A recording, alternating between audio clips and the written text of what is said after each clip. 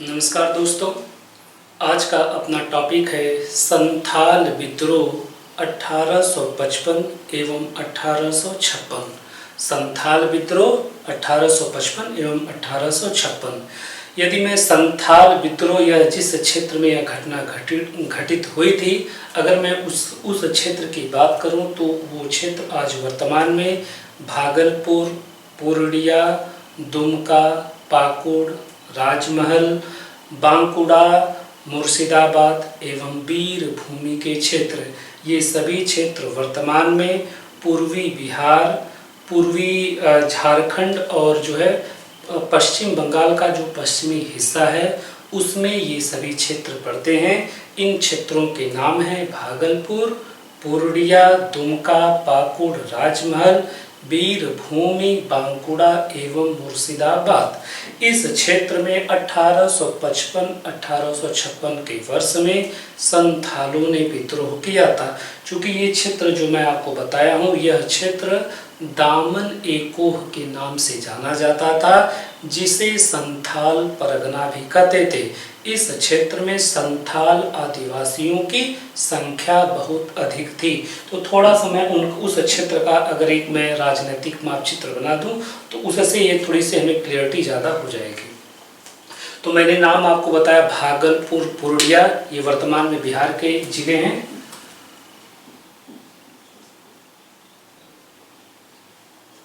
भागलपुर, पूर्णिया, फिर झारखंड के 3 जिले हैं, उसमें आपका हो गया दुमका, पाकुड़, राजमहल, और पश्चिम बंगाल के इसी तरीके से 3 जिले हैं। इसमें आपका जो है यहाँ वीरभूमि, मुर्शिदाबाद और बांकुड़ा। ये क्षेत्र, यह संपूर्ण क्षेत्र दामन एकोह के नाम से जाना जाता था, या इसे संथाल परगना भी कहते थे। इस क्षेत्र में संथाल आदिवासियों की संख्या बहुत अधिक थी। अब प्रश्न ये है कि 1855-56 के वर्ष में ऐसा इनके साथ क्या हो गया जिसकी वजह से यह विद्रोह, यहाँ तक कि सशस्त्र विद्रोह करने पर उतारू हो गए। इस चीज को समझने से पहले थोड़ा सा हम ये जान लें कि आदिवासी समाज की जो उनके जीवन जीने का तरीका है, वो भारत ही नहीं विश्व के किसी भी आदिवासी क्षेत्र के आदिवासियों के जीवन जीने का तरीका क्या, अगर हम उनके बारे में थोड़ा बहुत बात कर लें तो उसके बाद फिर मैं इसे बताता हूँ। अभी देखिए, जो ये आदिवासी समाज हो, चाहे भारत का आदिवासी समाज हो, चाहे वो विश्व के किसी भी क्षेत्र का आदिवासी समाज हो, ये जो है शेष समाज से ये कट कर रहते हैं। बाहरी लोगों से मेल मिलाप को ये सहन नहीं करते हैं। इनके जो जीवन जीने का जो तरीका होता है, ये थोड़ी जिस क्षेत्र में रहते हैं या जिस जंगल में ये रहते हैं, थोड़ी बहुत खेती कर लेते थे। वो भी खेती करने का इनका तरीका कैसे होता है कि आज यहाँ खेती कर लिए, कल जो है कुछ समय पश्चात वो उस जंगल के किसी दूसरे क्षेत्र में जाकर उस जंगल को साफ करके, जंगल के छोटे से हिस्से को साफ करके वहाँ पर खेती कर लेते थे। जैसे ही उन्हें लगता था कि वह क्षेत्र भी अब उपजाऊ नहीं है, तो जंगल के किसी अन्य हिस्से में जाकर उसे जो है वो साफ करके वहाँ पर वो खेती करते थे। अर्थात ये घूम घूम कर ये जो है खेती करते थे। इस प्रकार की खेती को झूम या पडु विधि से खेती करने को कहा जाता है। दूसरी तरफ है कि इनका जो है ये वनों से कुछ है, जैसे मान लीजिए शहद ले लेते थे, फल फूल इत्यादि जो है ये वनों से इकट्ठा कर लेते थे। इसी तरीके से इनका सामान्य जीवन शैली था। और दूसरी तरफ की इनकी जो धार्मिक मान्यताएं थी, ये थोड़ा इनका धार्मिक मान्यताएं परंपरागत होती थी, और जो एक शेष समाज की धार्मिक मान्यताओं से इनकी धार्मिक मान्यताएं थोड़ा अलग हुआ करती थी। तो ये जो मैं आपको बात बताया, ये भारत ही नहीं विश्व के किसी भी आदिवासी समाज की मोटा मोटा ये बातें उनकी होती हैं। अब थोड़ा सा हम ये जान लें कि भारत में इन आदिवासी समाज यह आदिवासी समाज जो संथाल बहुल क्षेत्र दामन एको का जो ये क्षेत्र था, इनके साथ ऐसी कौन सी बात हो गई थी जिसकी वजह से 1855 और 1856 के वर्ष में यह इस क्षेत्र में संथाल लोग इस क्षेत्र में विरोध करते हैं। तो इसमें हम थोड़ा सा ये जान लें कि हमें जानते हैं कि किस प्रकार 1757 में British east India company Plassey का युद्ध जीतती है, 1764 में बक्सर का युद्ध जीतती है। इन दोनों युद्धों को जीतने के बाद वह बंगाल के संपूर्ण क्षेत्र पर उसका अधिकार हो जाता है। और इसी तरह हम देखते हैं कि मैसूर से ये युद्ध करते हैं और 1799 के वर्ष तक मैसूर के क्षेत्र पर भी अंग्रेजी ईस्ट इंडिया कंपनी का अधिकार हो जाता है। और इसी तरह 1818 तक मराठा क्षेत्र पर भी कंपनी का अधिकार हो जाता है और 1849 तक जो है कंपनी का पंजाब क्षेत्र पर अधिकार हो जाता है और 1856 तक कंपनी का अवध पर अधिकार हो जाता है। मैं बस इतना बताने का प्रयास कर रहा हूँ कि इन सभी युद्धों से कंपनी ने कालांतर में संपूर्ण भारत पर अपना अधिकार कर लिया था। इस अधिकार करने की वजह से ये आदिवासी क्षेत्र जो कि जंगली क्षेत्र हुआ करते थे, यह भी ब्रिटिश औपनिवेशिक घेरे के दायरे में आ गया, जिसकी वजह से औपनिवेशिक आर्थिक नीतियां इनके क्षेत्रों में भी लागू कर दी गई। हम ये पहले ही जानते हैं किस प्रकार जो है भारत के किसी क्षेत्र में रैयतवाड़ी व्यवस्था लागू कर दी गई, किसी क्षेत्र में महलवाड़ी व्यवस्था की लागू कर दिया गया था और किसी क्षेत्र में आपके जमींदारी व्यवस्था की स्थापना कर दी गई थी।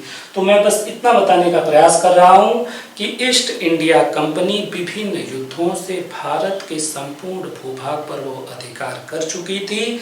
ये आदिवासी क्षेत्र भी इनकी आर्थिक नीतियों के दायरे में आ गए थे। अब थोड़ा मैं ऐसी चीजें बताऊंगा जिसकी वजह से इन आदिवासी समाज में एक असंतोष की भावना पनप रही थी। तो पहला अगर मैं बताऊं आपको, तो पहला हम ये जानते हैं कि जैसे ही ब्रिटिश ईस्ट इंडिया कंपनी भू राजस्व बंदोबस्त करती है, इसकी वजह से ये आदिवासी समाज जो थोड़ा बहुत खेती किया करता था झूम और पट विधियों से, वह खेती भी लगान के दायरे में आ गई। अर्थात ये आदिवासी समाज जो फसल उगाएगा उसके लिए इन्हें टैक्स देना, लगान देना पड़ेगा। देखिए, प्राचीन काल में भी शासकों ने, मध्यकालीन सुल्तानों एवं बादशाहों ने इन पर नियंत्रण करने की कोशिश की थी, लेकिन उस समय का नियंत्रण और इस समय के नियंत्रण में बहुत अंतर था, क्योंकि जो अंग्रेजी ईस्ट इंडिया कंपनी यह भारत से धन को ब्रिटेन ले जाना चाहती थी, इसलिए वह समाज के प्रत्येक व्यक्ति से वह धन वसूलना चाहती थी। तो हम ये देखेंगे कि औपनिवेशिक आर्थिक नीतियों की वजह से आदिवासी समाज की जमीनें भी लगान के दायरे में आ गई थीं। इन आदिवासी समाज को भी, आदिवासी संथाल लोगों को भी अपनी थोड़ी सी खेती के लिए लगान देना पड़ता था। तो यहाँ हम ये लिखें कि कंपनी ने इनसे लगान की मांग की।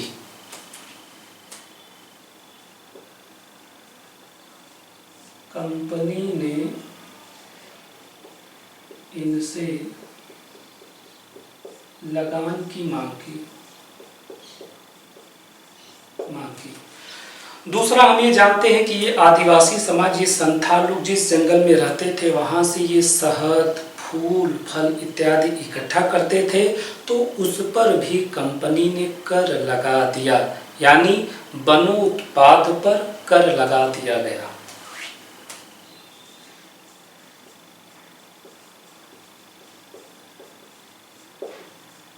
कर लगा दिया गया।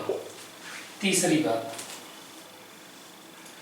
कि इन आदिवासियों का जो खेती करने का तरीका था झूम और पटु विधि से, कि आज यहाँ पर खेती किए, जब इस क्षेत्र की भूमि अनुपजाऊ हो गई तो जंगल के किसी छोटे से क्षेत्र को वो साफ करके फिर वहाँ पर वो खेती कर रहे।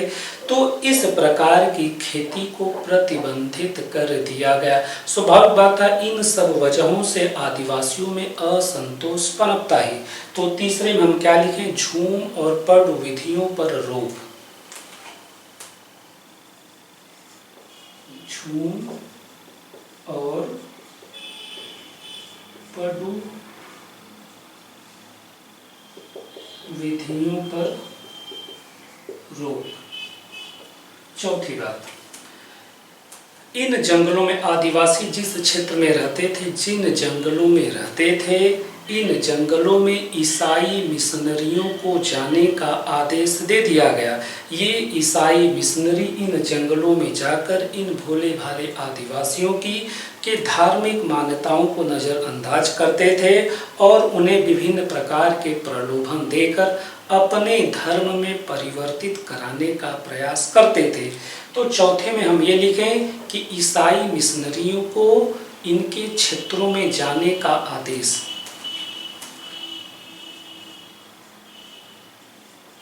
ईसाई मिशनरियों को जंगल में जाने का आदेश,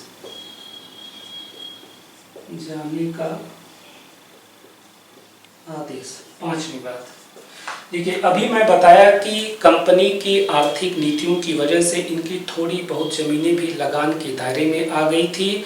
लगान की अधिक मांग की वजह से ये आदिवासी समाज लगान अदा नहीं कर पाता था। इसकी वजह से ये सेठ, व्यापारी, महाजन के चंगुल में फंसते चले गए। उनसे ये उधार लेकर कंपनी को लगान देते थे और कालांतर में ये उधार जो ये सेठ, व्यापारी, महाजन से लेते थे उसे वे अदा नहीं कर पाते थे, जिसकी वजह से ये सेठ, व्यापारी, महाजन या लगान वसूलने वाले कर्मचारी या छोटे जमींदार इनकी जमीन पर कब्जा कर लिए। तो ये जैसे मैं बोला कि सेठ, व्यापारी, महाजन, लगान वसूलने वाले कर्मचारी या छोटे जमींदार, इन्हें ये अपनी भाषा में दीकू कहते थे। दीकू जो कि आदिवासी समाज से भिन्न लोग हैं। इन दीकुओं ने आदिवासी समाज की जमीनों पर कब्जा कर लिया था। इन आदिवासी लोगों को उधार के दायरे में फंसाकर, तो पांचवें में हम लिखें कि सेठ, व्यापारी, महाजन, लगान वसूलने वाले कर्मचारी, छोटे जमींदार कोष्टक में दीकू ने इनके जमीन पर कब्जा कर लिया था। सेठ, व्यापारी, महाजन, लगान वसूलने वाले कर्मचारी, छोटे जमींदार, क्योंकि ये आदिवासी लोग इनसे जो कर्ज लेते थे फिर कंपनी को लगान देते थे और वो कर्ज बाद में चुका पाते नहीं थे और कर्ज देकर वो ब्याज इतना अधिक लेते थे। ब्याज की दर भी इनके जो मूल जो सूद होता था उससे 5 गुना अधिक होती थी।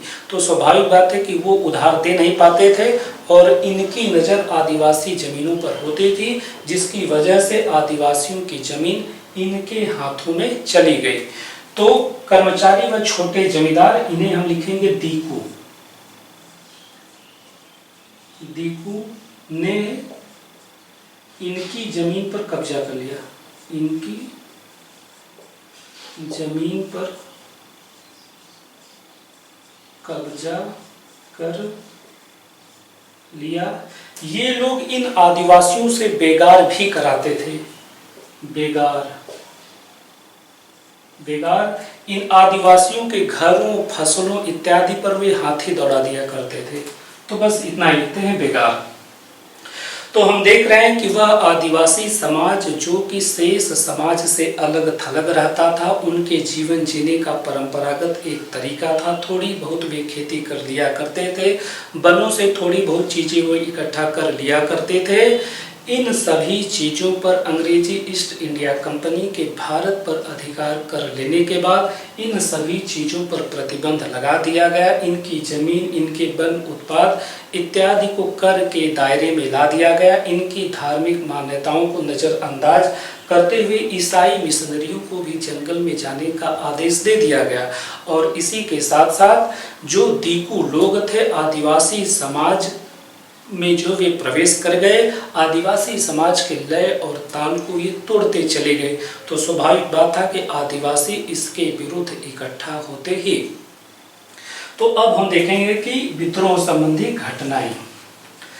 30 जून 1855 को भगिनीडीह, इस क्षेत्र में भगिनीडीह एक केंद्र था, उस क्षेत्र में 30 जून 1855 को 400 गांवों के करीब 6000 आदिवासी इकट्ठा होते हैं और वे निर्णय लेते हैं कि इन दीकुओं को हम भगाएंगे, ब्रिटिश सत्ता को समाप्त करेंगे और संथालों के पुराने सुनहरे दिन को वापस लाएंगे। तो मैं इसमें पहला क्या लिखूं कि 30 जून 1855 को भगिनीडीह में 400 गांवों के 6000 संथाल इकट्ठा हुए। दीकुओं को भगाएंगे, ब्रिटिश सत्ता को समाप्त करेंगे, संथालों के पुराने सुनहरे दिन को ये वापस लाएंगे। तो यहाँ बस मैं छोटा सा लिखूं 30 जून 1855, 30 जून 1855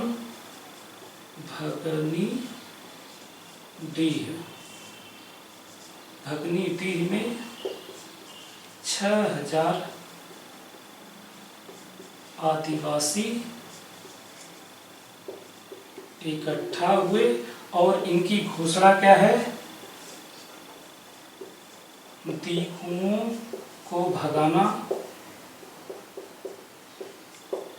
कंपनी की सत्ता को समाप्त करना, सत्ता को समाप्त करना, संथालों के पुराने सुनहरे दिन वापस लाना। दूसरा, इनके नेता सीदू और कान्हू ये घोषणा करते हैं कि ईश्वर उनके साथ हैं और यदि वह जो है दीकुओं को भगाते हैं या ब्रिटिश सत्ता को वो खत्म करते हैं तो इसमें वे जीत जाएंगे, क्योंकि ईश्वर उनके साथ हैं। इस क्षेत्र के आदिवासी भी सीदू और कान्हू के इस बात में विश्वास कर लेते हैं। तो दूसरे में हम ये लिखें कि सीदू और कान्हू का धार्मिक तौर पर लोगों को इकट्ठा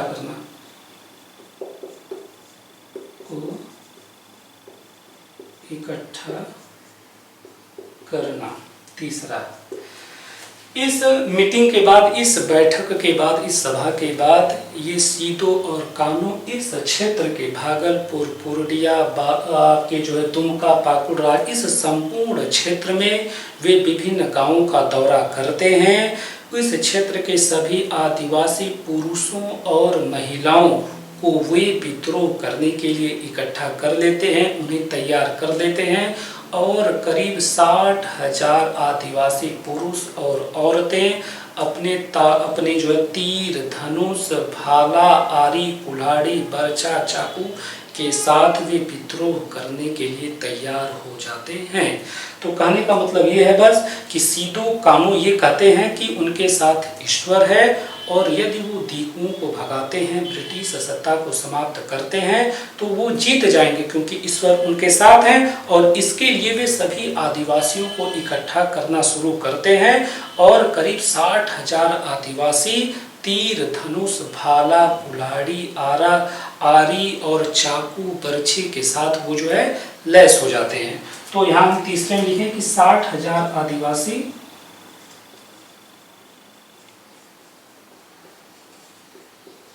तीर,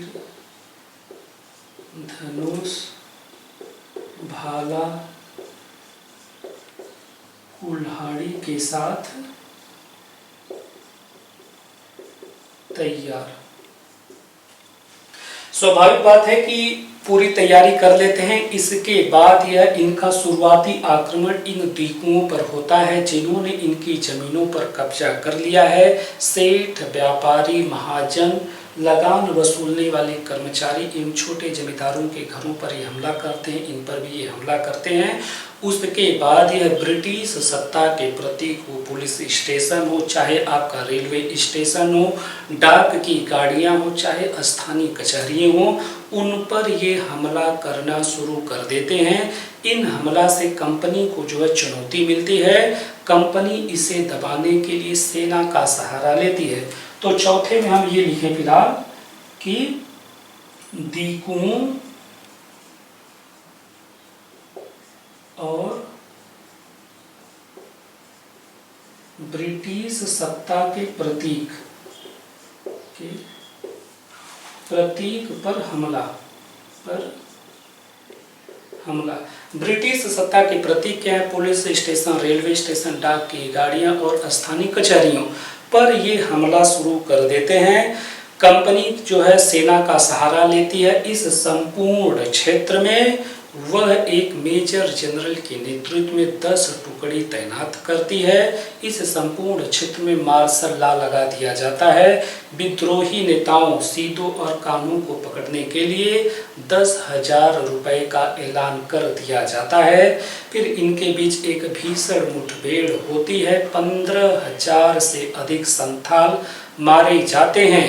अगस्त 1855 में सीधो पकड़ा जाता है, उसे मार दिया जाता है। जो कान्हा था वह फरवरी 1856 में पकड़ा जाता है। तो कहने का मतलब यह है कि ब्रिटिश कंपनी की सेना कंपनी जब सेना का सहारा लेती है तो 15,000 से अधिक संथालों को मार दिया जाता है। बहुत निर्मम तरीके से इस विद्रोह को दबा दिया जाता है। तो हम पांचवें में ये लिखें कि 15,000 से अधिक संथाल मारे गए। सीधो को अगस्त 1855 में पकड़ा गया और उसे मार दिया गया, और कान्हा जो था वो आपके फरवरी 1856 में पकड़ा गया। सीधो अगस्त 1855 और कान्हा ये जो थे आपके फरवरी 1856 में गिरफ्तार। कहने का मतलब ये है कि ये 60,000 आदिवासी जो अपने परंपरागत हथियारों से कंपनी की सेना से भिड़े थे, इन्हें बहुत निर्मम तरीके से इनके विद्रोह को दबा दिया जाता है। 15,000 से अधिक लोग जो है मार दिए जाते हैं। सीधो को पकड़ा जाता है, उसे बाद में मार भी दिया जाता है, और बाद में कान्हा जो है यह फरवरी 1856 में इसे गिरफ्तार कर लिया जाता है। तो इस निर्मम तरीके से इस विद्रोह को दबा दिया जाता है। अब थोड़ा सा हम बस इस बात पर विचार कर लें कि इन विद्रोहों की विशेषता क्या थी। देखिए, हम ये जानते हैं कि ये विद्रोह बहुत हिंसक था और गैर बराबरी वाला था। हिंसक हम देख रहे हैं कितने लोगों को मार दिया गया, और गैर बराबरी इस संदर्भ में कि आदिवासियों के पास तीर, धनुष, कुल्हाड़ी, भाला, आरी और आपके चाकू है, जबकि कंपनी की सेना के पास आधुनिकतम हथियार थे। तो पहले में हम ये लिखें कि हिंसक और गैर बराबरी वाला विद्रोह। गैर बराबरी, हिंसक और गैर बराबरी। दूसरा, देखिए, ये आदिवासी समाज ये दीकुओं को तो अपना दुश्मन मानते ही थे, लेकिन साथ साथ ये ब्रिटिश सत्ता को भी मानते थे कि इनकी वजह से इनकी समस्त चीजों का व्यवसायीकरण कर दिया गया है। तो हम दूसरे में हम ये लिखें कि संपूर्ण ब्रिटिश चरित्र को भी ये कहीं न कहीं समझते थे। संपूर्ण औपनिवेशिक औपनिवेशिक चरित्र की समझ। तीसरी बात कि यदि इनके इन विद्रोहों का नेतृत्व करने वाले सीतों और हम कानों की बात करें तो ये थोड़ा सा धार्मिक प्रकृति के थे और ये चमत्कारी होने का दावा करते थे कि ईश्वर इनके साथ है और इस लड़ाई में वे जीत जाएंगे क्योंकि ईश्वर उनके साथ है। तो हम ये लिखें कि नेतृत्वकर्ता का धार्मिक होना, चमत्कारिक होना। नेतृत्वकर्ता का धार्मिक व चमत्कारिक होना। चौथा देखिए, ये जो इकट्ठा हुए थे, ये इकट्ठा हुए कौन थे? ये इकट्ठा संथाल लोग हुए थे। देखिए, मेरा कहने का मतलब बस इतना है कि इनके इकट्ठा होने का जो आधार था वो जाति थी, वो वर्ग नहीं था। अगर इनके इकट्ठा होने का आधार वर्ग होता तो इस क्षेत्र के संथाल जो आपके भागलपुर, पूर्णिया, आपके बांकुड़ा, बीरभूमि, मुर्शिदाबाद के क्षेत्र के जो संथाल थे, जब इन्होंने विद्रोह किया तो उसी समय आंध्र के रंपाओं को भी विद्रोह करना चाहिए था। पश्चिमी मध्य प्रदेश एवं पश्चिमी जो है आपका जो राजस्थान के क्षेत्र में रहने वाले भीलों को भी उस समय विद्रोह कर देना चाहिए था। छोटा नागपुर के कोलों को भी विद्रोह कर देना चाहिए था, लेकिन ये जातीय आधार पर इकट्ठा हुए थे। बस कहने का मतलब इतना ही है कि इनके इकट्ठा होने का आधार क्या था? जातीय हित, जाति हित की प्रधानता।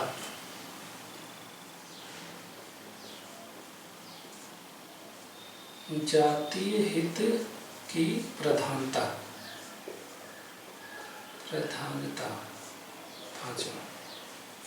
देखिए, इसमें हमें एक चीज ये जान ली कि दीकू, जैसे मैंने नाम लिया कि सेठ, व्यापारी, महाजन, लगान वसूलने वाले कर्मचारी एवं छोटे जमींदार, लेकिन कुछ दीकू ऐसे भी थे जो कि इनकी आदिवासी समाज की अर्थव्यवस्था में योगदान देते थे। जैसे कुछ ऐसे थे जो बाल काटने वाले थे, कुछ ऐसे थे जो कपड़ा धुलने वाले थे, कुछ ऐसे थे जो आपके जो मिट्टी का काम करने वाले थे, कुछ ऐसे लोहे का काम करने वाले थे और कुछ लकड़ी का काम करने वाले थे।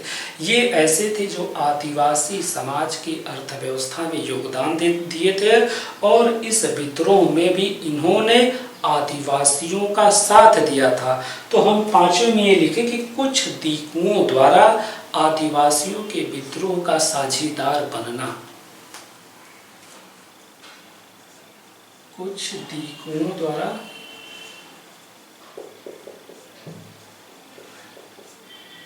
इस विद्रोह में साझीदार बनना,